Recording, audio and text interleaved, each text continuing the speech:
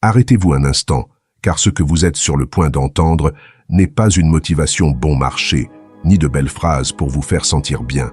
Ce sont des vérités crues, directes et si puissantes que si vous les appliquez chaque matin, elles peuvent reprogrammer votre esprit plus rapidement que des années de plaintes ou d'excuses. Ce ne sont pas de simples mots, ce sont des outils mentaux, des coups de réalité et des rappels qui vous redonneront le contrôle de votre vie quand vous en aurez le plus besoin.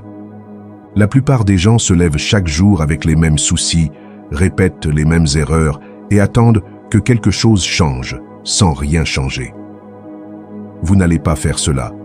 Aujourd'hui, ici, vous allez entendre des phrases qui non seulement éveillent votre esprit, mais vous obligent à agir. Préparez-vous, car certaines feront mal, d'autres vous feront sourire, mais toutes vous pousseront à vous lever avec la détermination d'un guerrier. Si vous les laissez entrer, vous ne recommencerez plus jamais une journée identique. Avant de commencer, je veux que vous fassiez quelque chose d'important. Allez tout de suite dans les commentaires et écrivez « Aujourd'hui, je décide de mon destin. Je suis stoïque ». Faites-le avec conviction, pas seulement comme des mots en l'air. Écrivez-le pour qu'il reste gravé dans votre esprit, pour que votre subconscient le reçoive comme un ordre et commence à travailler dans ce sens. Que ce soit votre engagement public envers vous-même, une déclaration que vous prenez le contrôle aujourd'hui, que vous n'allez plus vivre en pilote automatique.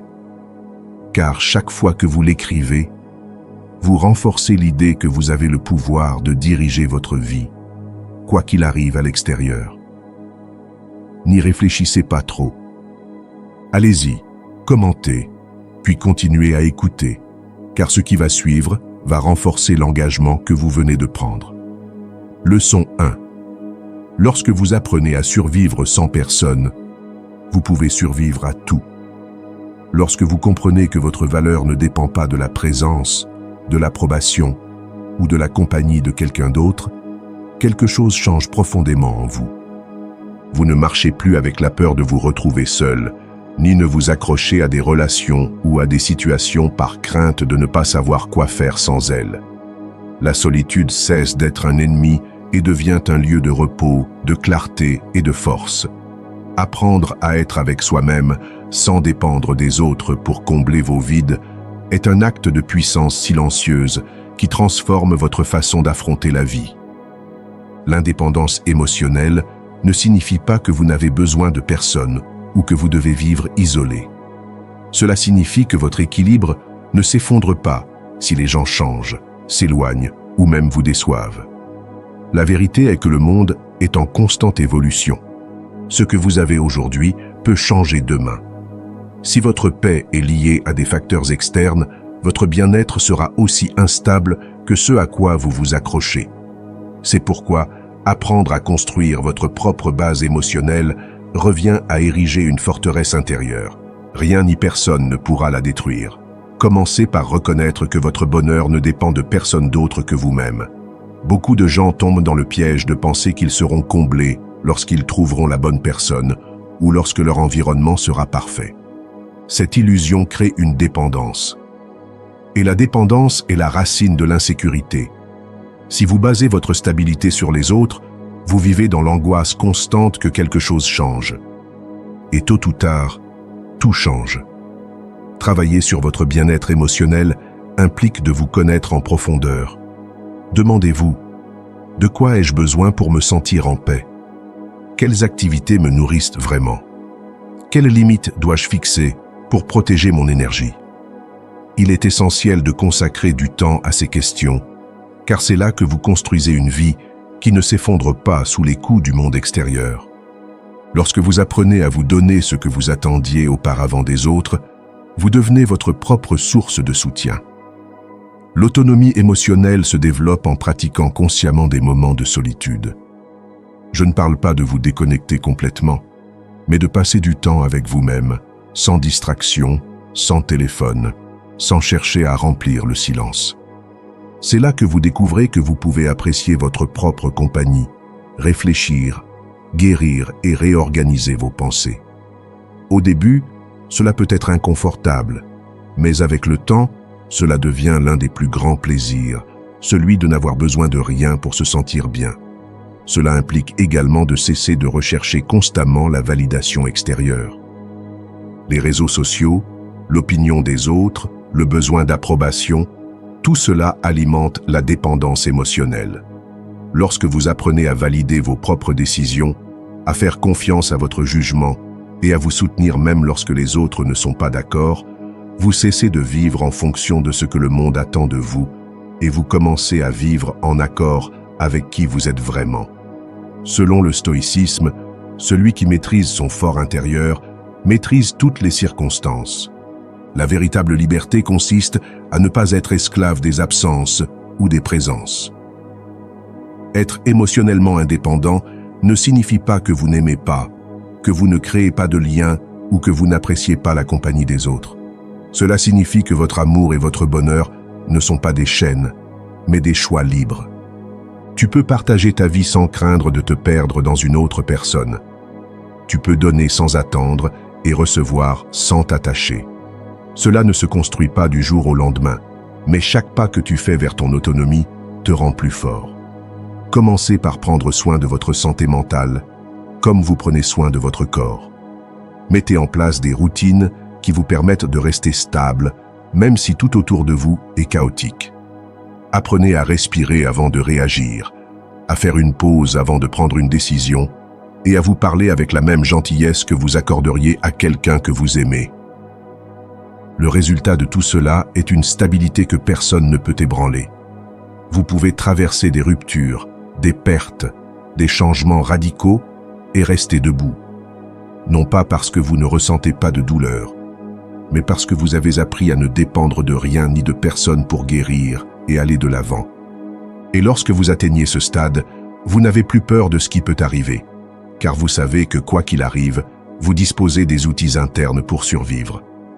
À ce moment-là, vous découvrez que votre vie n'est plus une question d'éviter la solitude, mais de choisir avec qui partager votre temps, par liberté et non par nécessité. Et là, l'indépendance émotionnelle devient votre plus grande richesse, car lorsque vous apprenez à survivre sans personne, vous pouvez vraiment survivre à tout. Leçon numéro 2. Peu importe combien vous souffrez, hier ne changera pas et l'angoisse n'écrira pas l'avenir. Parfois, votre esprit insiste pour vous ramener encore et encore à des scènes qui se sont déjà produites, comme si le fait de revivre chaque détail pouvait réécrire l'histoire. Mais la vérité est que le passé ne bouge pas, ne change pas, ne s'adapte pas à vos lamentations. Ce qui est fait est fait. Peu importe que vous le répétiez dans votre tête, peu importe que vous essayiez de lui donner un sens différent, les faits ne vont pas changer. Et pendant que vous êtes coincé là, le présent passe et vous le laissez filer. D'un autre côté, le souci constant de ce qui va arriver est tout aussi paralysant. Vous pensez que réfléchir à tous les scénarios possibles vous préparera mieux, mais en réalité, tout ce que vous obtenez, c'est de vivre dans un état de tension qui épuise votre énergie et vous prive de la capacité de profiter du moment présent. L'ironie, c'est que la plupart du temps, ce que vous redoutiez tant ne se produit même pas, et vous finissez par vous épuiser pour des fantômes qui n'existaient que dans votre esprit. Lorsque votre esprit est occupé par ce que vous ne pouvez plus toucher et ce qui n'est pas encore arrivé, le seul moment où vous pouvez changer votre vie, cet instant présent, vous échappe. C'est comme si vous marchiez sur un pont en regardant tout le temps derrière vous ou devant vous, sans voir où vous mettez les pieds. Et c'est ainsi que vous trébuchez sur ce qui se trouve juste devant vous. La première étape consiste à accepter que le passé n'a pas plus de pouvoir que celui que vous lui accordez. Il ne s'agit pas d'oublier ce qui s'est passé, mais de comprendre que le revivre encore et encore ne le change pas. La seule chose que vous pouvez vraiment faire, c'est d'apprendre et d'utiliser cette expérience pour mieux agir maintenant. S'accrocher au passé, c'est comme essayer de ramer avec l'encre jetée. Peu importe les efforts que vous déployez, vous n'irez pas de l'avant. Il en va de même pour l'avenir. Vous ne pouvez pas le contrôler. Vous ne pouvez l'influencer que par vos actions dans le présent. L'inquiétude chronique est une illusion de contrôle. comme si le fait de penser à toutes les variables pouvait garantir le résultat. Mais la vie ne fonctionne pas ainsi. Ce que vous pouvez faire, c'est vous préparer, prendre des décisions conscientes et rester flexible pour vous adapter à ce qui vient. Et cela ne peut se faire qu'ici, dans le présent. Selon le stoïcisme, seul le présent est entre nos mains. Le passé est immuable et l'avenir incertain, mais cet instant est réel et actionnable. Pour vous concentrer sur le présent, commencez par entraîner votre attention. Observez ce qui vous entoure. Écoutez vraiment les gens quand ils vous parlent. Impliquez-vous à 100% dans la tâche que vous êtes en train de faire. Chaque fois que votre esprit tente de vous ramener vers le passé ou l'avenir, ramenez-le doucement mais fermement vers le présent. Ce n'est pas un exercice d'un jour. C'est une pratique quotidienne qui, avec le temps, vous redonne un sentiment de contrôle réel sur votre vie. Cela aide également à fixer des limites mentales. Si vous remarquez que vous tombez dans une spirale de pensée sur quelque chose qui s'est déjà produit, faites une pause physique. Levez-vous, marchez, respirez profondément. Changer de décor brise le cycle mental et vous rappelle que la vie continue en dehors de votre tête. Et si l'inquiétude pour l'avenir vous domine, concentrez-vous sur une action concrète que vous pouvez faire maintenant et qui vous rapproche du résultat souhaité. Se libérer du poids du passé et de l'anxiété pour l'avenir ne signifie pas que vous ne devez pas planifier ou réfléchir. Cela signifie que vous ne laissez pas ces deux forces vous entraîner au point de vous immobiliser. Le passé est votre maître, pas votre prison. L'avenir est votre possibilité, pas votre bourreau. Lorsque vous parvenez à vivre ainsi, la paix intérieure cesse d'être un concept abstrait et devient votre état naturel. Vous vous rendez compte que vous avez plus de clarté pour prendre des décisions, plus d'énergie pour agir et plus de présence pour profiter des petites choses que vous teniez auparavant pour acquises. Et c'est là que réside la clé. Le présent est la seule chose que vous pouvez vraiment perdre. Si vous le laissez passer en poursuivant les ombres du passé ou les craintes de l'avenir, vous le perdez pour toujours. Mais si vous l'embrassez, si vous l'utilisez, si vous le vivez vraiment, peu importe ce qui s'est passé ou ce qui va arriver, car vous aurez vécu pleinement le seul moment qui existe réellement. Celui-ci. Leçon 3. N'assumez pas des émotions qui ne vous appartiennent pas. Votre équilibre vaut plus que l'approbation des autres. Si vous passez votre vie à essayer de sauver tout le monde de ses problèmes émotionnels, tôt ou tard, vous finirez par sombrer avec eux. Non pas parce que vous n'avez pas de bonnes intentions, mais parce que porter un fardeau qui ne vous appartient pas épuise votre énergie, obscurcit votre lucidité et vous prive de votre paix intérieure. Certaines personnes, consciemment ou inconsciemment, deviennent des déversoirs permanents de leurs drames. Et si vous n'apprenez pas à mettre un frein à cela, vous absorberez des émotions qui ne sont pas les vôtres et qui vous empêcheront d'avancer. Soutenir quelqu'un ne signifie pas assumer sa douleur comme si c'était la vôtre. Cela signifie être présent, écouter, accompagner, mais sans devenir un réceptacle où tout ce qui est négatif s'accumule. Lorsque vous laissez les émotions des autres pénétrer et rester en vous, vous commencez à vivre leur vie à leur place. C'est alors que, sans vous en rendre compte, vos priorités se brouillent et vos limites s'estompent. Fixer des limites n'est pas de l'égoïsme, c'est de l'amour-propre et aussi du respect envers l'autre. Car lorsque vous refusez de porter un fardeau qui ne vous appartient pas, vous envoyez un message clair. Je vous fais confiance pour y arriver. Vous donnez à cette personne la possibilité de se renforcer au lieu de perpétuer sa dépendance affective. Sinon, non seulement vous vous épuisez, mais vous empêchez aussi son épanouissement.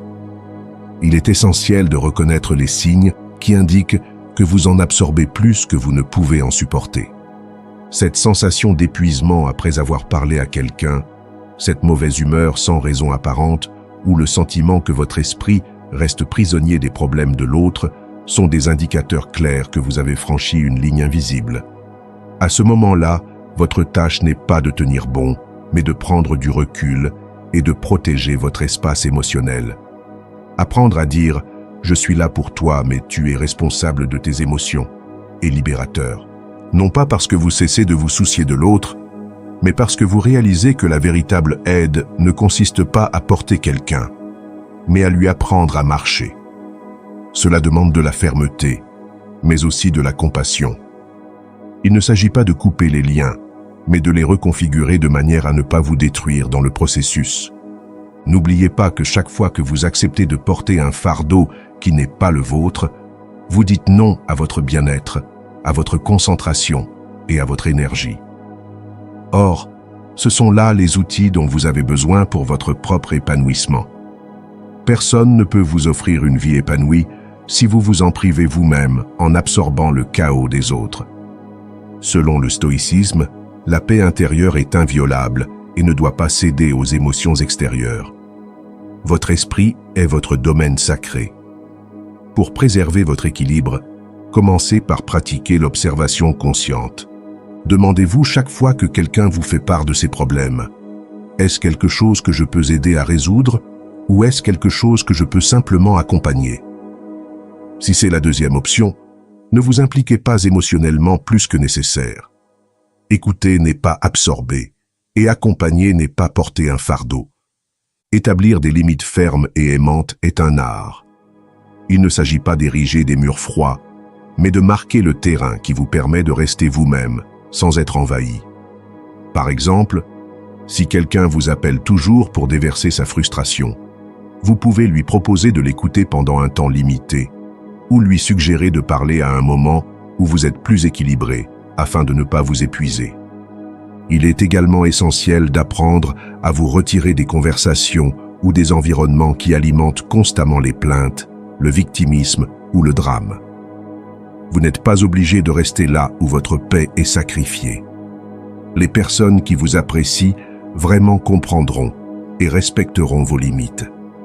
Celles qui ne le font pas étaient probablement plus intéressées par ce qu'elles pouvaient obtenir de vous que par votre bien-être. Lorsque vous faites de votre paix une priorité, vous découvrez que vos relations changent. Vous n'attirez plus autant ceux qui cherchent un sauveur, mais plutôt ceux qui apprécient la réciprocité et la responsabilité émotionnelle.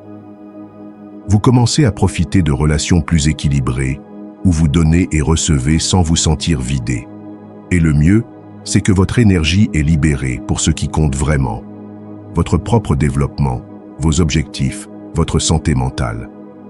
Car lorsque vous comprenez que les émotions des autres ne sont pas votre responsabilité, vous cessez de porter un fardeau qui ne vous appartient pas et vous commencez à avancer plus léger, plus libre et plus fidèle à vous-même. Leçon 4. Le seul endroit où le succès vient avant le travail, c'est dans le dictionnaire. Le succès n'est pas un accident, ni un coup de chance qui tombe du ciel.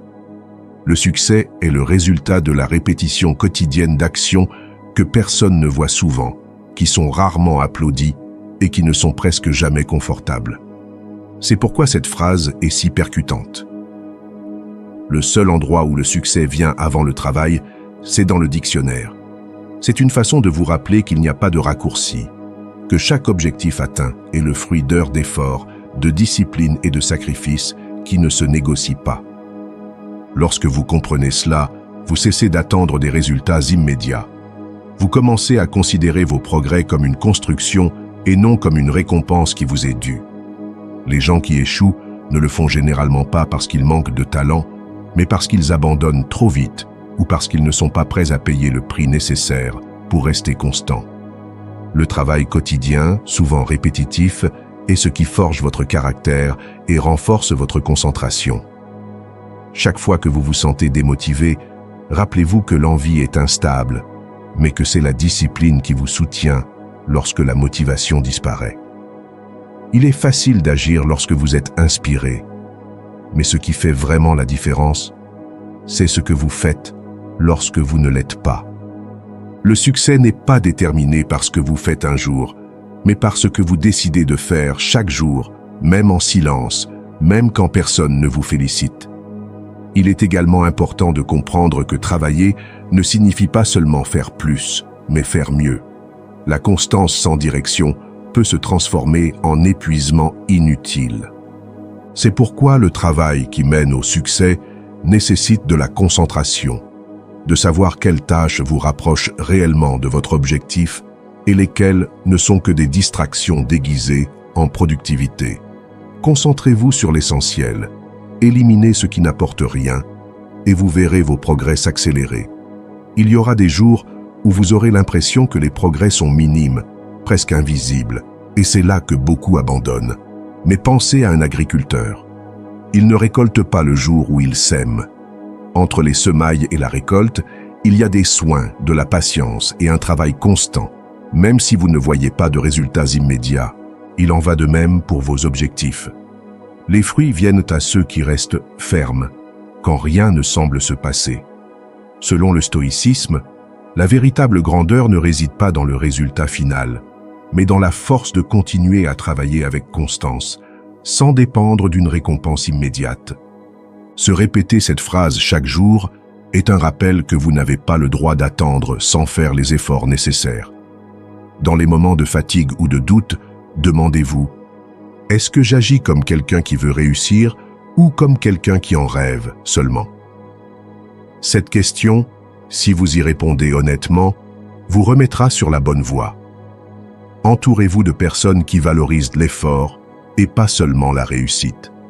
Car lorsque vous vous entourez de personnes qui comprennent le processus, vous n'avez pas besoin de justifier pourquoi vous travaillez alors que les autres se reposent, ou pourquoi vous dites non à ce qui vous éloigne de votre objectif. Ces personnes seront un miroir qui vous rappellera que le travail acharné n'est pas un fardeau, mais un investissement. Vous devez également apprendre à célébrer les petits progrès. N'attendez pas d'avoir atteint votre objectif pour reconnaître vos progrès, car cela rendra le chemin interminable.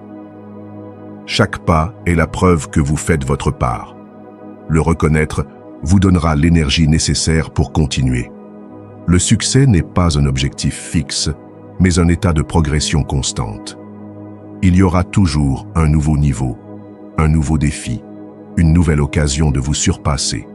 Et chacune de ces étapes exigera toujours la même chose, du travail, de la discipline et de la concentration. Alors la prochaine fois que vous entendrez quelqu'un parler de formule miracle pour réussir, rappelez-vous que s'il existe un endroit où le succès précède le travail, c'est dans le dictionnaire et seulement là. Dans la vie réelle, l'ordre sera toujours d'abord l'effort, puis la récompense. Et lorsque vous l'acceptez, vous cessez d'attendre des miracles et vous commencez à obtenir des résultats. Leçon numéro 5. Si vous ne concevez pas votre propre plan de vie, vous tomberez dans le plan de quelqu'un d'autre. Si vous ne prenez pas le temps de concevoir votre propre plan de vie, vous finirez inévitablement par suivre celui de quelqu'un d'autre. Et je vais vous dire une chose.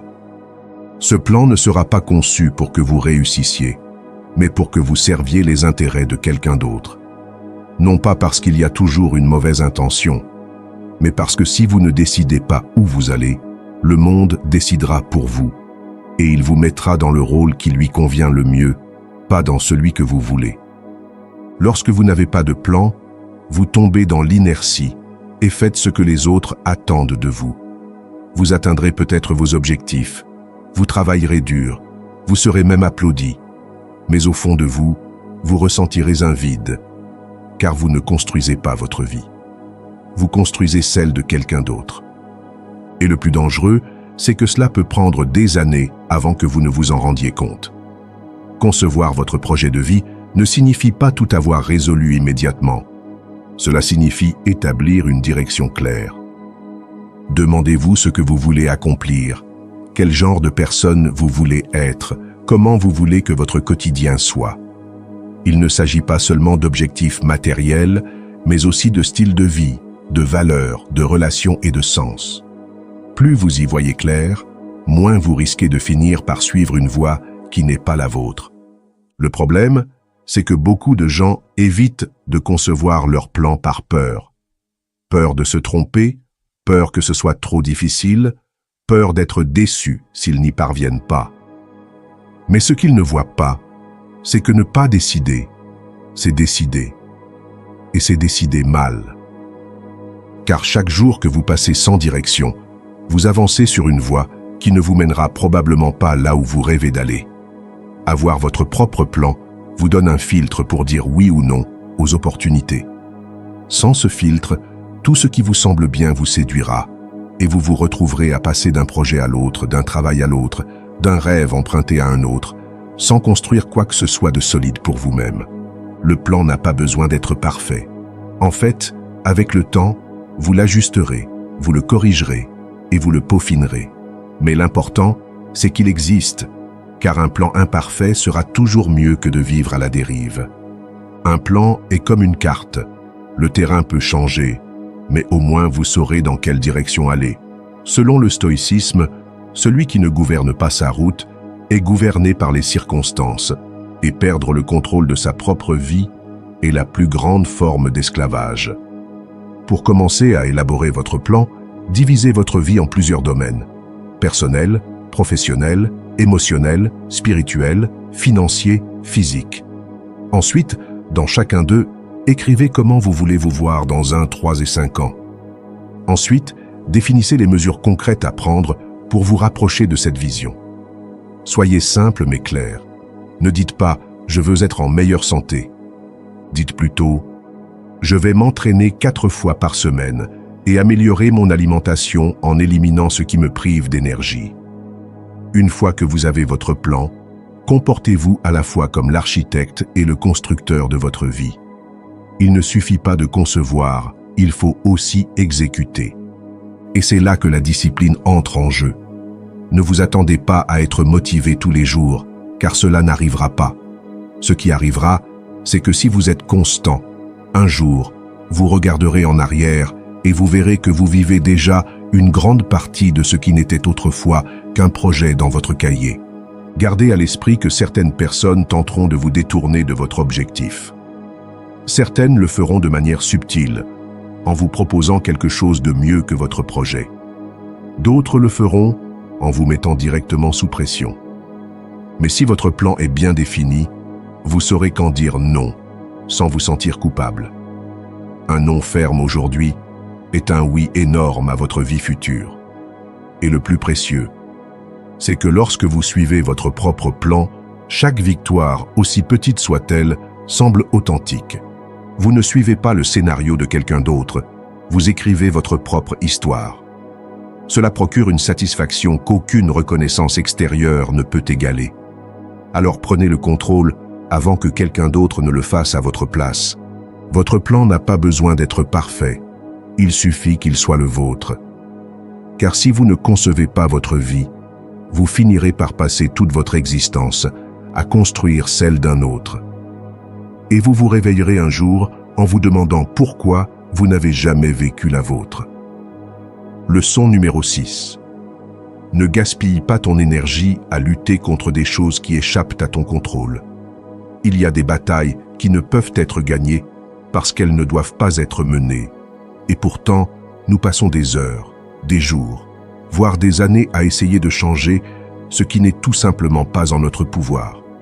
Nous discutons avec la réalité comme si elle pouvait nous entendre, comme si elle pouvait s'adapter à nos plaintes.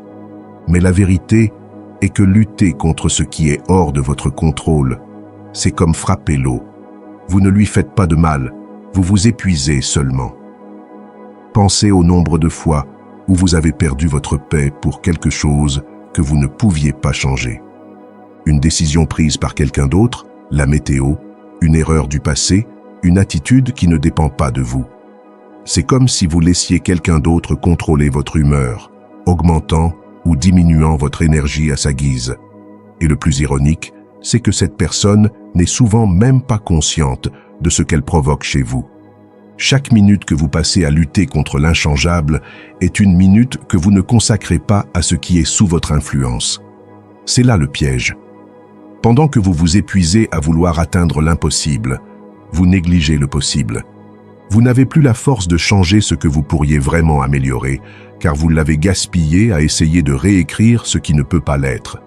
Apprendre à lâcher prise n'est pas de la résignation, c'est de l'intelligence émotionnelle.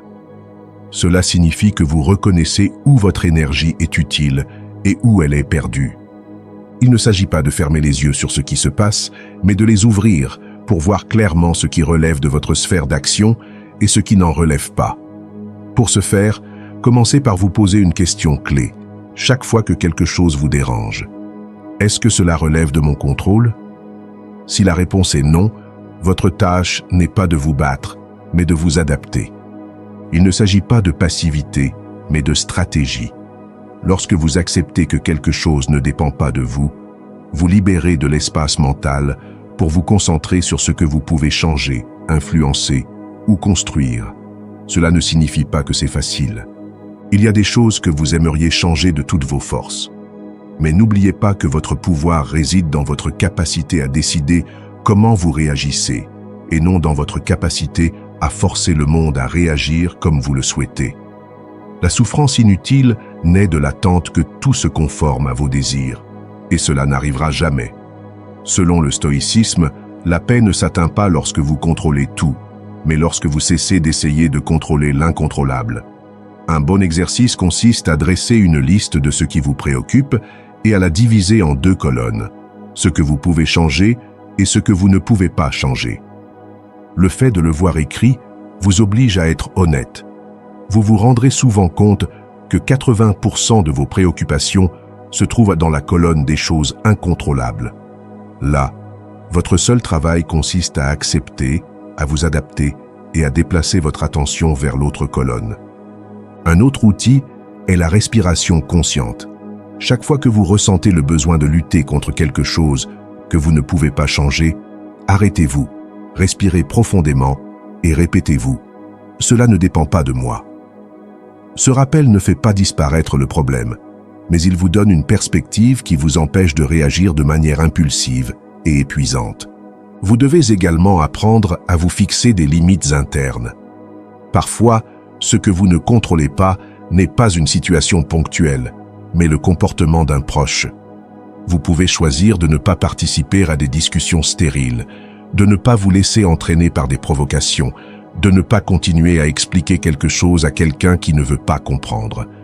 C'est là que la maîtrise de soi devient votre meilleure arme. Lorsque vous y parvenez, quelque chose change. Votre énergie cesse de se disperser et se concentre sur ce qui compte vraiment. Vos actions commencent à porter leurs fruits car elles sont désormais orientées vers des objectifs réalisables. Et vous découvrez que vous avez l'esprit plus clair, que vous êtes plus calme et que vous avez plus de force pour aller de l'avant. Car le véritable gaspillage n'est pas que les choses ne se passent pas comme vous le souhaitez, mais que vous cessiez de travailler sur ce que vous pourriez transformer parce que vous vous battez contre ce qui ne changera jamais. Et lorsque vous cessez de lutter contre ce qui est hors de votre contrôle, vous ne devenez pas faible, vous devenez libre. Leçon numéro 7. Ne retenez pas votre souffle en attendant que les gens vous aiment comme vous les aimez. Attendre que quelqu'un vous aime avec la même intensité, le même dévouement ou de la même manière que vous l'aimez, c'est comme retenir votre souffle en attendant que le monde s'adapte à votre rythme. Non seulement c'est inutile, mais c'est aussi épuisant. Les gens aiment de différentes manières, avec différentes intensités, selon leur propre rythme et leurs propres limites. Et si vous conditionnez votre paix ou votre valeur à ce que les autres vous aiment exactement comme vous le souhaitez, vous vous enchaînez à une attente qui n'est pas sous votre contrôle. Beaucoup finissent par être frustrés parce qu'ils ont l'impression de donner plus qu'ils ne reçoivent. Mais ce sentiment vient du fait d'avoir transformé l'amour en une transaction. Je te donne pour que tu me donnes autant ou plus. Le problème, c'est que l'amour authentique ne fonctionne pas ainsi. Si vous aimez uniquement pour recevoir quelque chose en retour, ce n'est pas de l'amour, c'est de la négociation. Et la négociation, en matière d'affection, se termine souvent par une déception. Vous ne pouvez pas contrôler la façon dont les autres vous aiment, mais vous pouvez contrôler la qualité de l'amour que vous offrez. Si votre attitude, votre affection et votre loyauté dépendent de ce que vous recevez, elles ne sont pas sincères, elles sont conditionnelles. Et l'ironie, c'est que les relations les plus épanouissantes sont celles où l'amour est donné librement, sans compter, sans être constamment sur la défensive. Cela ne signifie pas accepter n'importe quoi ou rester là où vous n'êtes pas apprécié. Cela signifie comprendre que votre valeur ne se définit pas par l'amour que vous donnez, mais par la manière dont vous décidez d'aimer. Il y a une énorme différence entre donner librement et donner pour attirer l'attention. Le premier est une force, le second une dépendance. Les attentes rigides sont un poison silencieux. Elles créent du ressentiment lorsqu'elles ne sont pas satisfaites et déforment l'essence même du lien. C'est comme si vous posiez une condition invisible. Je t'aimerai tant que tu rempliras cette quote-part émotionnelle. Tôt ou tard, l'autre personne ressentira la pression et l'amour deviendra une obligation, et ce qui est une obligation cesse d'être libre. Selon le stoïcisme, la seule chose que tu peux contrôler, c'est ton propre esprit et tes actions. Le cœur des autres n'est jamais sous votre contrôle. Pour vivre des relations plus saines, pratiquez l'amour sans arrière-pensée. Faites l'exercice de donner quelque chose sans attendre de réponse. Un message, un geste, une attention, sans vérifier si vous obtenez quelque chose en retour. Cela entraîne votre esprit à apprécier l'acte d'aimer et non la récompense. Et si vous vous rendez compte que la relation ne fonctionne pas, que c'est toujours vous qui faites tout, alors la solution n'est pas d'exiger plus d'amour, mais de vous demander si vous voulez rester.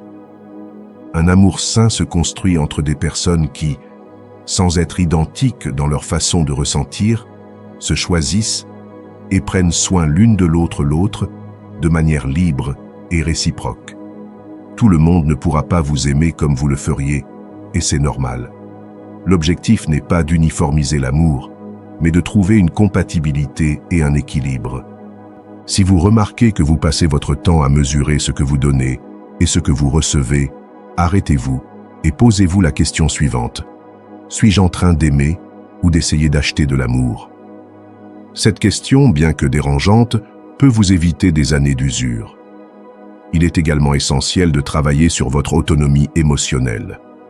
Si vous dépendez de l'amour extérieur pour vous sentir valorisé, vous vivrez comme un mendiant affectif, toujours dans l'attente, toujours en train de supplier, toujours frustré. Mais si vous construisez un amour solide pour vous-même, vous pourrez donner sans crainte, car vous saurez que votre bien-être ne sera pas brisé si vous ne recevez pas ce que vous attendez. Lorsque vous cessez de retenir votre souffle, en attendant d'être aimé en retour, quelque chose change. Vous respirez, vous vous épanouissez et vous commencez à interagir avec les autres par liberté et non par besoin. Cela ouvre la porte à des relations plus authentiques où personne ne se sent obligé et où chacun se sent choisi. Alors souvenez-vous, aimez comme vous choisissez d'aimer, mais ne mettez pas votre paix entre les mains d'autrui. Car le véritable amour, celui qui n'étouffe pas, est celui qui se donne avec un cœur ouvert et les mains libres. Leçon 8. N'attendez pas d'atteindre votre objectif pour être fier de vous. Célébrez chaque pas que vous faites. Si vous ne vous autorisez à être fier que lorsque vous atteignez votre objectif final, vous vous privez de la joie, de tout le chemin qui vous y mène. Vivre ainsi, c'est comme escalader une montagne en ne regardant que le sommet, en ignorant la vue, l'air frais et chaque mètre déjà gravi. Le problème, c'est que si le sommet tarde à arriver, et c'est presque toujours le cas, vous passerez la majeure partie du temps à vous sentir incomplet, comme si vous n'étiez pas encore à la hauteur. Chaque pas que vous faites vers votre objectif est la preuve que vous avancez. Ce n'est peut-être pas spectaculaire, ce n'est peut-être pas parfait, personne ne le voit, mais c'est quand même une victoire. Penser que seul le résultat compte, c'est oublier que ce résultat n'existerait pas sans les petits progrès qui le composent. Célébrer ces progrès n'est pas du conformisme, c'est un carburant émotionnel. L'erreur que beaucoup commettent est de penser que la motivation viendra d'elle-même lorsqu'ils auront atteint quelque chose de grand. Mais en réalité, la motivation se nourrit de la reconnaissance que vous avez déjà fait quelque chose aujourd'hui qui vous rapproche, même un peu, de votre objectif. Si vous ne célébrez pas vos progrès, votre esprit ne les enregistre pas et vous commencez à avoir l'impression que rien ne change, que tous vos efforts sont vains.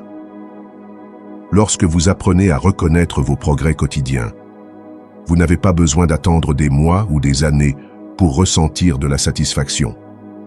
Cette fierté quotidienne est ce qui vous permet de rester constant, même lorsque l'objectif semble lointain. Elle vous permet d'apprécier le processus, et un processus que l'on apprécie est beaucoup plus facile à maintenir dans le temps. Je ne dis pas que vous devez vous contenter de moins, mais plutôt que vous devez apprécier ce que vous construisez aujourd'hui, tout en continuant à avancer vers ce que vous voulez demain. Parfois, le succès ne vient pas d'un grand bond en avant, mais de centaines de petits pas qui, mis bout à bout, vous mènent plus loin que vous ne l'auriez imaginé.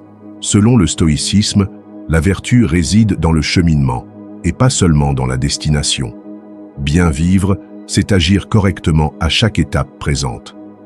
Pour mettre cela en pratique, prenez l'habitude de reconnaître chaque jour vos progrès. Avant de vous endormir, demandez-vous « Qu'ai-je fait aujourd'hui qui m'a rapproché de mon objectif ?» Cela peut être quelque chose d'important, comme terminer un projet, ou quelque chose d'aussi simple que de consacrer 10 minutes à améliorer une compétence. Notez-le. Le fait de le noter empêche votre esprit d'oublier que vous progressez déjà. Vous pouvez également célébrer symboliquement ces réalisations. Accordez-vous un moment pour vous, écoutez votre chanson préférée, savourez un café dans le calme, faites quelque chose qui vous rappelle que ce que vous avez fait aujourd'hui est important. N'attendez pas que quelqu'un d'autre le reconnaisse, car souvent, personne ne verra vos efforts. Apprenez à vous applaudir vous-même. Une autre clé est d'ajuster votre définition du progrès. Parfois, progresser signifie apprendre d'une erreur ou surmonter une tentation qui vous faisait reculer auparavant. Le simple fait d'avoir fait un meilleur choix aujourd'hui qu'hier est déjà une raison d'être fier. Cela change votre relation avec le temps. Lorsque vous ne célébrez pas le processus, tout semble lent et frustrant. Lorsque vous le célébrez, chaque jour a un sens. Vous vous réveillez avec plus d'enthousiasme, car vous savez que vous n'avez pas à attendre des années pour vous sentir gagnant. Vous pouvez déjà l'être aujourd'hui, même si vous n'êtes pas encore arrivé au bout. Et surtout, célébrer chaque étape vous protège de l'abandon. La plupart des gens abandonnent non pas parce qu'ils ne peuvent pas y arriver, mais parce qu'ils ont l'impression de ne pas avancer suffisamment. En reconnaissant chaque petite réussite, vous vous prouvez constamment que vous avancez, et c'est ce qui vous donne la force de continuer. Alors, ne mettez pas votre fierté en pause jusqu'à ce que vous atteigniez votre objectif.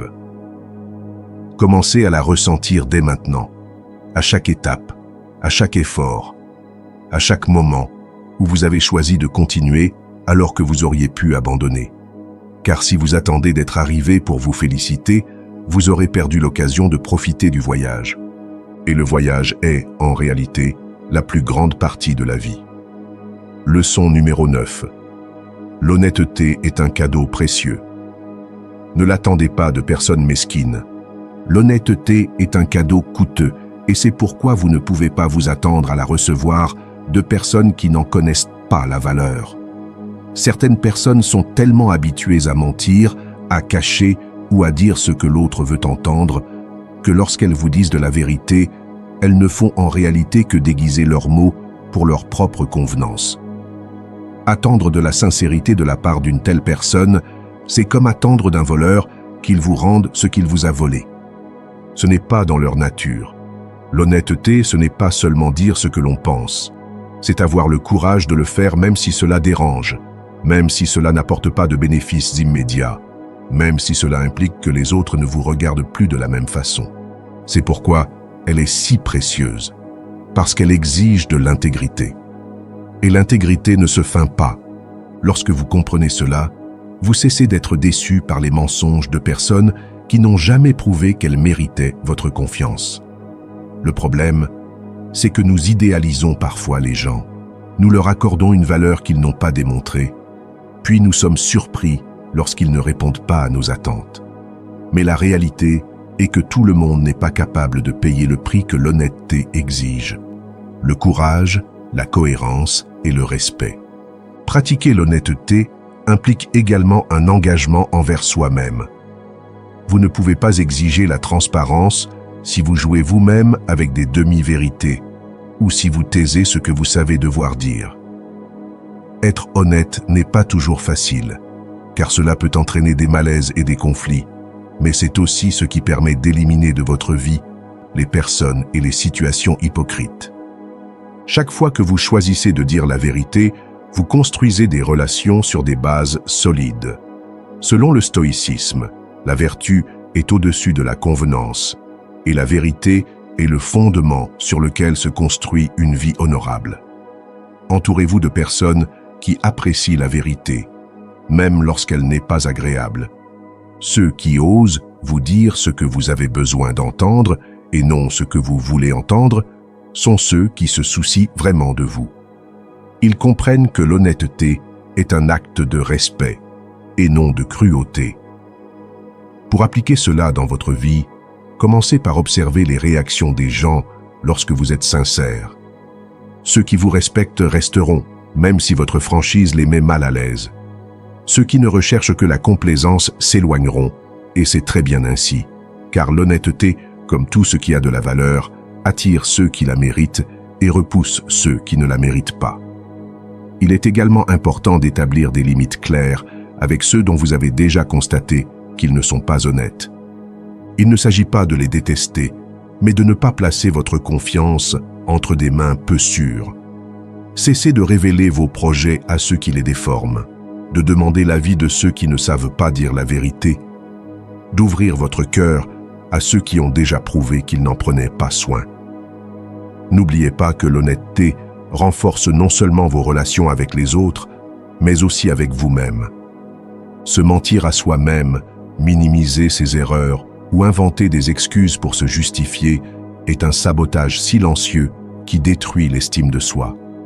Se regarder dans le miroir et savoir que l'on vit en accord avec ses principes est une paix qu'aucun mensonge ne peut acheter. Lorsque l'on commence à pratiquer l'honnêteté comme une habitude, quelque chose de puissant se produit. Vous cessez de perdre votre temps avec des personnes qui vivent dans le mensonge. Vos relations deviennent moins nombreuses, mais beaucoup plus profondes. Le filtre que la vérité crée autour de vous est l'un des plus beaux cadeaux que vous puissiez vous offrir. Alors, souvenez-vous, l'honnêteté coûte cher, car elle exige quelque chose que peu de gens sont prêts à donner. Ne la donnez pas à n'importe qui. Ne l'attendez pas de ceux qui ne savent pas l'apprécier et ne la trahissez jamais en vous-même. Car lorsque vous choisissez de vivre dans la vérité, vous vous libérez du poids de maintenir les apparences et vous commencez à attirer ceux qui ont également décidé de vivre ainsi.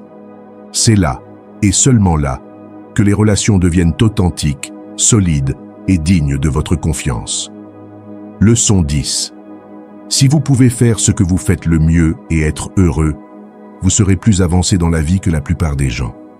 Si vous pouvez vous lever chaque jour et vous consacrer à ce que vous faites le mieux et que cela vous rend heureux, vous êtes déjà en avance sur la plupart des gens. Car beaucoup de gens vivent prisonniers d'emplois, de routines et de responsabilités qui ne les inspirent pas, qui ne nourrissent pas leur esprit, qui ne servent qu'à survivre, mais pas à vivre. Et le plus triste, c'est qu'ils acceptent cette vie, comme si c'était la seule option possible. Le véritable succès ne se mesure pas toujours en chiffres, en titres ou en biens matériels. Le véritable succès, c'est de pouvoir dire « Je vis en accord avec qui je suis, avec ce que j'aime, avec ce qui me passionne ». C'est le sentiment que vos journées ont un sens, que votre temps n'est pas seulement un compte à rebours, mais un espace pour créer, apporter et profiter. La plupart des gens vivent avec la conviction qu'il faut d'abord se sacrifier pendant des années dans quelque chose qu'ils n'aiment pas pour ensuite, peut-être, faire ce qu'ils aiment. Mais cette mentalité repousse le bonheur, le laisse toujours pour un avenir incertain. La réalité est que si vous ne cherchez pas à intégrer ce que vous aimez dans votre vie maintenant, le temps passera et il y aura toujours une excuse pour ne pas le faire. Découvrir ce que vous savez faire le mieux et ce que vous aimez vraiment n'est pas un luxe, c'est une nécessité si vous voulez vivre pleinement. Cela ne deviendra peut-être pas immédiatement votre gagne-pain, mais cela peut faire partie de votre vie quotidienne, Et, avec le temps, si vous êtes constant et stratégique, cela peut devenir votre principale source de revenus et de satisfaction. Selon le stoïcisme, la véritable richesse consiste à vivre en accord avec sa nature, en agissant conformément à ses vertus et à ses talents. Pour appliquer cela, vous devez d'abord vous connaître vous-même. Dressez une liste des activités qui vous font perdre la notion du temps, des compétences que les autres reconnaissent en vous, de ce que vous feriez même si vous n'étiez pas payé. Vous y trouverez des indices très clairs sur votre chemin. Ensuite, trouvez le moyen de leur faire une place dans votre journée, même si ce n'est que quelques minutes. C'est la constance qui transforme une passion en pilier de votre vie. N'attendez pas que tout soit parfait pour commencer. Souvent, l'idée que ce n'est pas encore le moment n'est qu'une excuse déguisée en prudence. Commencez avec ce que vous avez, là où vous êtes, et ajustez au fur et à mesure. C'est l'action qui clarifie les choses, pas l'inverse. Vous devez également vous entourer de personnes qui comprennent et respectent votre cheminement. Il y aura toujours des gens qui ne comprendront pas et qui voudront vous ramener vers la sécurité ou la normalité. Mais n'oubliez pas que leur vision de la vie n'est pas nécessairement la vôtre. Si vous écoutez trop ces voix, vous finirez par vivre la vie qu'ils veulent et non celle que vous désirez. Élaborez un plan qui allie passion et responsabilité. Il ne s'agit pas de tout abandonner d'un coup, mais de construire un pont entre votre présent et la vie que vous souhaitez. Chaque projet que vous lancez, chaque relation que vous nouez, chaque apprentissage que vous acquérez, vous rapproche un peu plus du moment où votre talent et votre bonheur deviendront votre mode de vie. Et voici le secret. Lorsque vous faites ce que vous aimez, votre énergie se multiplie. Cela ne signifie pas que tout sera facile, mais que les difficultés auront moins d'importance, car votre objectif est plus fort que n'importe quel obstacle. La plupart des gens abandonnent non pas parce que c'est trop difficile, mais parce qu'ils ne sont pas vraiment passionnés par ce qu'ils font. Si vous parvenez à consacrer une partie de votre journée à ce qui vous passionne et à ce que vous faites bien, votre vie commencera à changer. Vous n'aurez plus à attendre le week-end pour vous sentir vivant, ni la fin de vos objectifs pour vous sentir accompli. Vous vivrez chaque jour avec un but, et c'est quelque chose que l'argent seul ne pourra jamais acheter. Alors, cessez de remettre votre bonheur à plus tard. Commencez dès aujourd'hui à faire de la place pour ce que vous faites le mieux, pour ce qui vous donne de l'énergie, pour ce qui vous rappelle que vous êtes en vie. Car si vous parvenez à allier votre talent à votre joie, vous aurez atteint l'une des formes les plus pures et les plus puissantes de réussite qui soit. Et là, sans vous en rendre compte, vous serez déjà en avance sur la plupart des gens. Leçon 11. La seule fois où vous devez regarder en arrière, c'est pour voir le chemin parcouru. La seule fois où vous devez regarder en arrière, c'est pour reconnaître le chemin parcouru. Car si vous le faites pour vous lamenter, pour revivre vos erreurs ou pour rester prisonnier de ce qui aurait pu être, vous gaspillez l'énergie dont vous avez besoin pour continuer à avancer. Le passé, lorsqu'il devient un boulet, freine votre croissance, mais lorsque vous l'utilisez comme miroir de vos progrès, il se transforme en source de force. Pensez à tout ce que vous avez traversé. Il y a eu des moments où vous ne saviez pas si vous alliez vous en sortir. Des situations qui semblaient impossibles à surmonter. Des jours où vous pensiez ne pas avoir la force suffisante. Et pourtant, vous êtes là. Cela signifie que vous avez grandi, que vous avez appris, que vous n'êtes plus la même personne qui s'est engagée sur cette voie. Regarder en arrière pour mesurer vos progrès est un acte de gratitude et de reconnaissance envers vous-même. Il ne s'agit pas de gonfler votre ego, mais de vous rappeler que ce à quoi vous êtes confronté aujourd'hui ne vous trouve pas faible ou sans ressources, mais avec l'expérience et la résilience que vous avez construites pas à pas. Beaucoup de gens se sabotent en restant prisonniers du passé, en repassant mentalement des scènes douloureuses ou des erreurs commises. Mais cela ne change rien à ce qui s'est passé. Cela ne fait que prolonger la souffrance. La clé est de changer d'intention, de regarder en arrière non pas pour y vivre, mais pour en tirer ce qui vous sert et aller de l'avant plus fort et plus sage. Selon le stoïcisme, Le passé est immuable, mais ces leçons sont des outils pour agir avec plus de vertu et de sagesse dans le présent. Une façon pratique d'appliquer cela est de tenir un registre de vos progrès. Notez ce que vous avez accompli, même si cela semble insignifiant, les habitudes que vous avez conservées, les peurs que vous avez surmontées, les décisions que vous évitiez auparavant. Les jours difficiles, relire ces notes vous rappellera que vous avez déjà surmonté des défis et que vous pouvez le faire à nouveau. Un autre outil est la réflexion consciente. Consacrez un moment chaque semaine ou chaque mois à passer en revue votre parcours, non pas pour chercher des reproches, mais pour reconnaître vos réussites et vos apprentissages. Demandez-vous, qu'ai-je bien fait? Que puis-je améliorer? Qu'est-ce que cette expérience m'a appris? Cela transforme le passé en un maître et non en une prison. Il est également important d'éviter les comparaisons avec la version idéalisée de vous-même que vous pensez devoir être. La comparaison la plus utile est celle avec vous-même, entre ce que vous étiez avant et ce que vous êtes maintenant.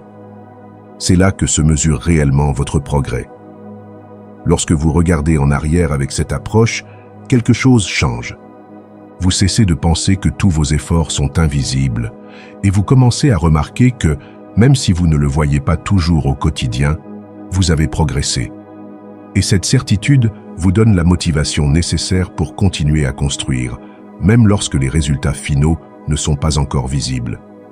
N'oubliez pas que la vie est une somme de petits pas. Si vous ne valorisez que la fin du chemin, vous perdrez la satisfaction de chaque étape déjà franchie. Mais si vous reconnaissez chaque progrès, aussi minime soit-il, vous aurez toujours une raison de continuer à aller de l'avant. Regarder en arrière de manière saine vous aide également à renforcer votre confiance. Cela vous montre que vous avez déjà relevé des défis et que, même s'ils semblaient insurmontables à l'époque, vous les avez surmontés. Cela vous prépare mentalement à ce qui vous attend, car cela vous rappelle que votre capacité d'adaptation et de dépassement a déjà été prouvée. La prochaine fois que vous sentirez que vous n'en pouvez plus, arrêtez-vous un instant et regardez en arrière. Mais pas pour revivre vos blessures. Considérez cela comme si vous regardiez une carte avec le chemin déjà parcouru.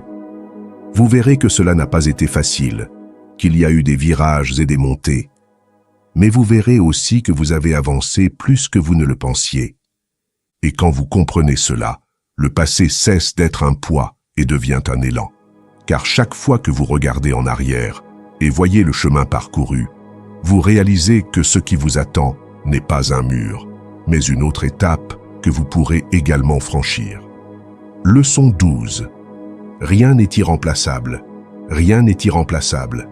Même si cela semble dur, c'est une vérité que peu de gens veulent accepter.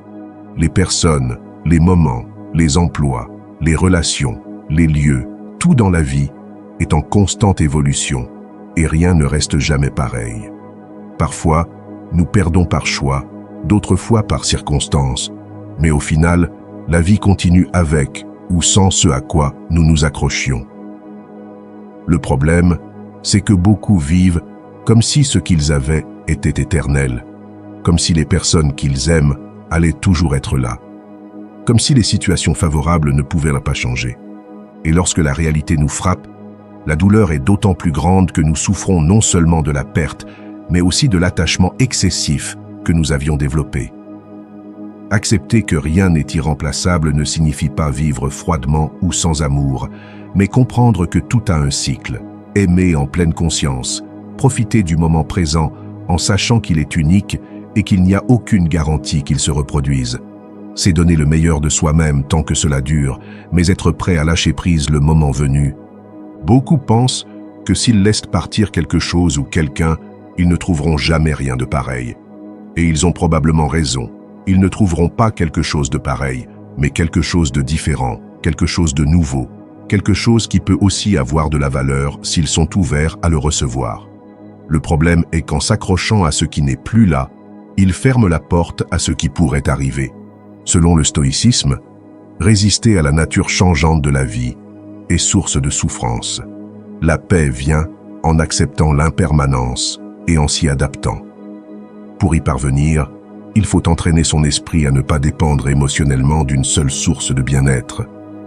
Si tout votre sentiment de sécurité ou de bonheur dépend d'une personne, d'un travail ou d'une situation, vous serez constamment en danger. Diversifiez vos sources de joie. Investissez dans votre développement personnel. Prenez soin de plusieurs relations. Développez vos propres centres d'intérêt. Il est également essentiel de pratiquer le détachement conscient.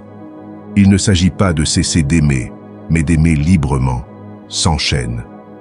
Dans une relation, cela signifie par exemple profiter de la personne et prendre soin d'elle sans vivre dans la peur constante de la perdre, ni essayer de la contrôler pour éviter cela. Quand quelque chose ou quelqu'un s'en va, il est normal de ressentir de la tristesse. Mais vous ne pouvez pas laisser ce vide devenir un trou permanent. Remplissez-le de nouvelles expériences, d'apprentissage et de relations. Le temps n'efface pas ce qui a été, mais il vous donne la possibilité de créer ce qui sera. Une autre façon de renforcer cet état d'esprit est de vous rappeler que même vous-même changez constamment. Vous n'êtes pas la même personne qu'il y a 5 ans et vous ne penserez pas de la même manière dans 5 ans. Si vous changez, il est naturel que tout le reste change avec vous. S'adapter, c'est aller de l'avant. Et aller de l'avant, c'est vivre. La résilience naît lorsque vous cessez de craindre les fins et commencez à les considérer comme des transformations. Ce qui se termine aujourd'hui peut devenir demain le point de départ de quelque chose de mieux. Ce qui semble aujourd'hui être une perte irremplaçable peut demain vous révéler des forces que vous ne soupçonniez pas. Vivre en sachant que rien n'est irremplaçable vous fait également apprécier davantage ce que vous avez maintenant. Lorsque vous comprenez que les gens peuvent partir, que les moments sont éphémères et que les occasions ne se présentent pas toujours, vous commencez à en profiter pleinement. Vous dites ce que vous ressentez, vous profitez du présent et vous ne remettez pas à plus tard ce qui est important. La vie ne s'arrête pas à cause de ce que vous perdez, elle continue toujours et vous pouvez choisir de la poursuivre ou de rester ancré dans ce qui n'existe plus. Résister retarde votre progression. S'adapter vous permet de vous transformer. Alors, au lieu de gaspiller votre énergie à essayer d'éviter l'inévitable, utilisez-la pour vous renforcer, pour apprendre et pour vous ouvrir à la nouveauté. Car lorsque vous comprenez que rien n'est irremplaçable, vous cessez de vivre dans la peur de perdre et vous commencez à vivre avec la certitude que vous pourrez toujours recommencer. Leçon 13. De tous les mots tristes, les plus déchirants sont « ça aurait pu être ». De tous les mots tristes qui existent, les plus lourds, les plus amers, sont « ça aurait pu être ». Car ces 3 mots ne parlent pas de quelque chose que vous avez perdu, mais de quelque chose que vous n'avez jamais vécu. Ils ne décrivent pas une défaite après avoir essayé, mais l'absence totale d'action, le vide laissé par le fait de ne pas avoir osé. L'échec fait mal, certes, mais au moins, il vous laisse la paix de savoir que vous avez essayé, que vous vous êtes battu, que vous vous êtes investi. Le regret de ne pas l'avoir fait est différent. Il est silencieux, corrosif, et il ne disparaît pas. Il vous accompagne chaque fois que vous pensez à cette occasion que vous avez laissée passer, à ce rêve que vous avez rangé dans un tiroir, à ce mot que vous n'avez jamais dit.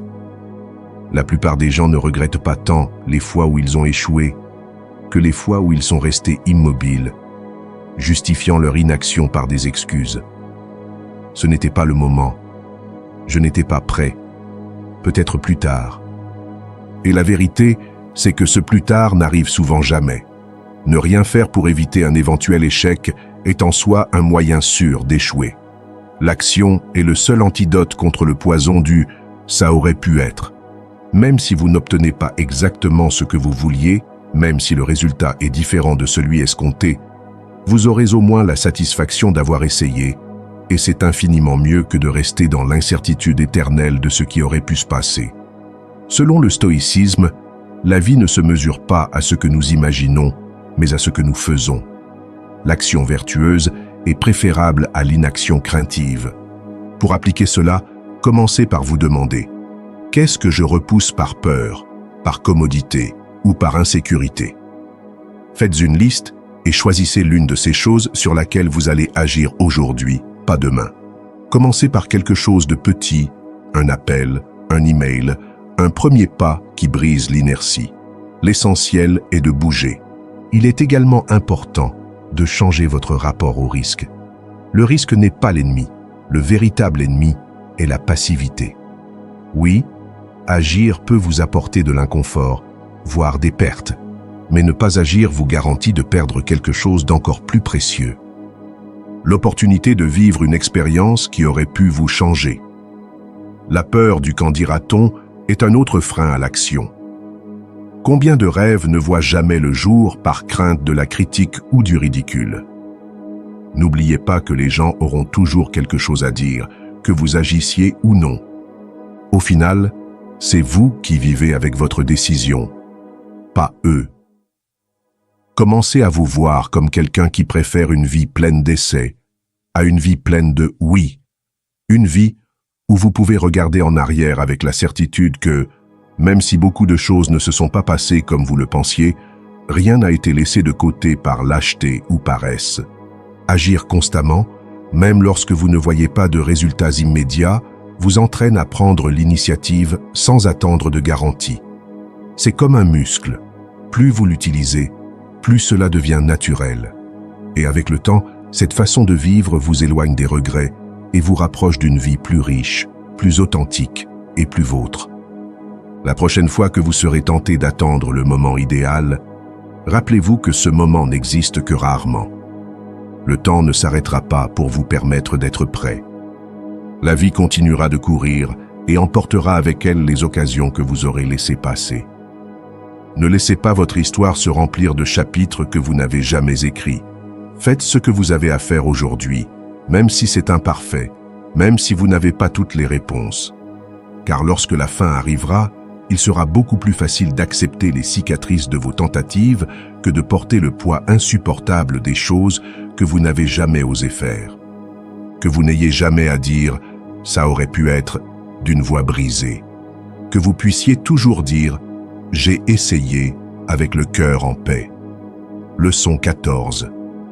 Ne baissez jamais la tête. Gardez-la toujours haute. Regardez le monde droit dans les yeux. Ne baissez jamais la tête, car chaque fois que vous le faites, même pour une seconde, vous envoyez au monde et à vous-même le message que vous ne vous sentez pas à la hauteur. Marcher la tête haute n'est pas seulement un geste physique, c'est une déclaration silencieuse de respect de soi, de force intérieure et du fait que tu sais que tu mérites d'être là, d'occuper ta place. Lorsque tu baisses les yeux par manque de confiance en toi, ton corps parle avant tes mots et les autres le perçoivent. Votre posture, la façon dont vous vous présentez au monde, influence directement la façon dont les autres vous traitent et surtout la façon dont vous vous traitez vous-même. Le langage corporel ne ment pas. Les épaules voûtées et le regard baissé traduisent l'insécurité, tandis qu'un dos droit, un menton ferme et un regard franc transmettent présence et confiance. Garder la tête haute n'est pas un signe d'arrogance, mais de dignité. Il ne s'agit pas de regarder les autres de haut, mais de les regarder directement dans les yeux, avec la sérénité de celui qui sait qui il est et ce qu'il vaut. Ce simple geste peut changer votre façon d'aborder les conversations, les entretiens, les défis ou même les conflits. La confiance ne vient pas toujours du sentiment de sécurité. Elle se construit souvent à travers ces petits gestes répétés. Le corps et l'esprit sont liés. Si vous adoptez une posture forte, votre esprit commence à s'aligner sur cette image et à y croire. Et si vous répétez cela suffisamment souvent, ce ne sera plus seulement une pause, cela fera partie de vous. Selon le stoïcisme, la véritable confiance vient de la cohérence entre ce que vous pensez, dites et faites. Une posture ferme reflète une force intérieure. Pour appliquer cela, faites-le consciemment. Chaque fois que vous entrez dans une pièce, redressez votre dos, levez la tête et regardez devant vous. Ne vous cachez pas derrière votre téléphone pour éviter le contact visuel. Ne marchez pas rapidement, comme si vous vouliez disparaître. Au contraire, déplacez-vous calmement, comme quelqu'un qui a le droit d'être là. Dans les conversations, regardez les gens dans les yeux, sans hésiter. Il ne s'agit pas de fixer le regard de manière inconfortable, mais de montrer que vous êtes présent et sûr de vous. Même si vous vous sentez nerveux à l'intérieur, le fait de maintenir votre regard et votre posture peut tromper votre cerveau et l'amener à se calmer et à projeter une image sereine. La pratique quotidienne aide également. Vous pouvez vous entraîner devant un miroir. Observez comment votre image change lorsque vous voûtez les épaules et baissez les yeux, puis comparez-la à une posture droite et le menton relevé. Cette différence n'est pas seulement esthétique, elle change l'énergie que vous dégagez. Il est normal que vous vous sentiez bizarre au début, surtout si vous avez l'habitude de marcher la tête baissée depuis des années par habitude ou par timidité. Mais plus vous vous entraînerez, plus cela deviendra naturel, et petit à petit, vous remarquerez des changements. Vous serez traité avec plus de respect par les autres, vous serez plus ouvert dans vos interactions, et surtout, vous ressentirez une sécurité intérieure que vous n'aviez pas auparavant. Marcher la tête haute est aussi une forme de résistance. C'est dire au monde que même si vous avez des problèmes, des peurs ou des insécurités, vous ne vous laisserez pas abattre. C'est rester ferme même les jours où la vie vous pèse, car vous savez que votre attitude est votre première ligne de défense contre l'adversité. N'oubliez pas que les personnes qui inspirent le respect ne sont pas celles qui crient le plus fort, mais celles qui transmettent leur force en silence.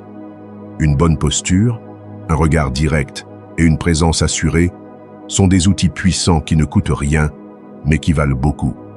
Alors la prochaine fois que vous serez tenté de vous recroqueviller ou de baisser la tête, rappelez-vous que votre posture est votre carte de visite. Tenez-vous droit, regardez devant vous et faites savoir au monde entier sans prononcer un seul mot que vous savez qui vous êtes et que vous n'avez pas peur de le montrer. Car lorsque vous marchez la tête haute, vous ne projetez pas seulement de la confiance, vous la créez. Leçon 15. C'est dans nos rêves et nos aspirations que nous trouvons des opportunités. C'est dans nos rêves et nos aspirations que se cachent les portes qui nous mènent aux plus grandes opportunités de notre vie. Elles ne sont pas toujours visibles au début. Elles semblent parfois lointaines, voire impossibles. Mais si vous osez vous diriger vers elles, elles s'ouvrent au bon moment. Vos rêves ne sont pas de simples fantasmes. Ils sont des indices de ce que votre âme sait que vous pouvez devenir. Chaque fois que vous ignorez un rêve par peur, par commodité, ou parce que vous pensez qu'il n'est pas réaliste, vous fermez une porte avant même de l'avoir touché. Mais lorsque vous décidez de le poursuivre, même si vous n'avez pas toutes les cartes en main, vous commencez à trouver des chemins, des personnes et des moments que vous n'auriez jamais connus en restant dans votre zone de confort. Les rêves ont ce pouvoir. Ils font évoluer votre vie dans des directions que vous n'auriez jamais imaginées.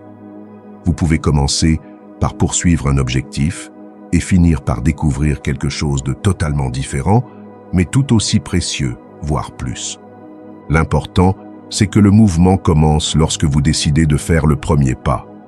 Le problème, c'est que beaucoup de gens attendent que toutes les conditions soient réunies pour se lancer, et ce moment arrive rarement. Le chemin vers les opportunités se construit en marchant, pas en attendant, et c'est en marchant que les portes apparaissent, pas avant. Selon le stoïcisme, le but et l'action alignés sur la vertu sont les forces qui transforment l'intention en destin. Le rêve sans action se flétrit, mais le rêve travaillé ouvre des voies. Pour appliquer cela, la première étape consiste à identifier ce dont vous rêvez vraiment, non pas ce que les autres attendent de vous, ni ce qui semble le plus facile, mais ce qui allume quelque chose en vous. Dressez une liste honnête des objectifs que vous avez gardés pendant des années, même ceux qui semblent trop ambitieux. Ensuite, divisez-les en petites actions réalisables. Si votre rêve est d'écrire un livre, ne commencez pas par penser à 300 pages. Commencez par écrire une page par jour. Si vous voulez créer votre entreprise, n'attendez pas d'avoir tout le capital nécessaire. Commencez par apprendre, planifier et créer à petite échelle. Chaque étape est une clé qui peut ouvrir la porte suivante. Il est essentiel de rester déterminé, même lorsque les résultats se font attendre. Ce n'est pas parce qu'une opportunité ne se présente pas rapidement qu'elle n'existe pas. Peut-être n'avez-vous tout simplement pas encore trouvé la bonne porte. C'est là que la persévérance distingue ceux qui réussissent de ceux qui abandonnent. Vous devez également être ouvert aux opportunités qui ne correspondent pas exactement à ce que vous aviez imaginé. Parfois, le chemin qui mène à votre rêve principal passe par des projets, des emplois ou des expériences qui semblent sans rapport, mais qui vous apportent des compétences, des contacts ou des perspectives qui s'avéreront ensuite essentielles. Entourez-vous de personnes qui vous inspirent à aller de l'avant. L'énergie de ceux qui poursuivent également leurs rêves vous rappelle que vous n'êtes pas seul sur le chemin et que les opportunités se multiplient lorsque vous évoluez dans des environnements propices à la croissance.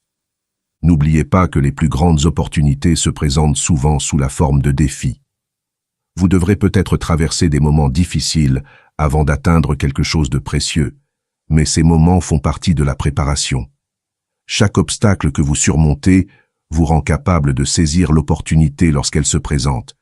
Et surtout, comprenez que la valeur d'un rêve ne réside pas seulement dans sa réalisation, mais dans ce qu'il fait de vous pendant que vous le poursuivez. Le processus vous apprend la discipline, la patience, la créativité et la résilience. Même si vous vous retrouvez dans un endroit différent de celui que vous aviez imaginé, vous aurez grandi davantage que si vous étiez resté immobile, alors n'ignorez pas cette petite voix intérieure qui vous dit où aller. Ne remettez pas à plus tard ce que votre cœur sait que vous devez essayer.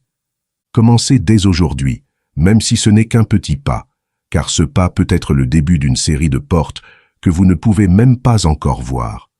Vos rêves recèlent des opportunités qui peuvent tout changer, mais seulement si vous avez le courage d'aller les chercher. Si vous êtes arrivé jusqu'ici, cela en dit déjà long sur vous. Cela signifie que vous avez la détermination et la discipline que beaucoup ne sont pas prêts à avoir. Maintenant, je veux que vous renforciez cet engagement. Allez dans les commentaires et écrivez à nouveau. Aujourd'hui, je décide de mon destin. Je suis stoïque. Faites-le pour que cela reste gravé dans votre esprit, pour que votre changement ne soit pas seulement une intention, mais une action. Et si vous êtes là à la fin, félicitez-vous. Félicitez-vous d'être sur la bonne voie, d'investir du temps dans ce que vous avez de plus précieux, votre mentalité. Ce n'est pas le fruit du hasard, c'est une décision. Aimez cette vidéo si vous pensez qu'elle vous a apporté quelque chose et abonnez-vous pour continuer à recevoir du contenu qui renforcera votre esprit et votre caractère. Continuons à construire ensemble un état d'esprit inébranlable, pas à pas, jour après jour.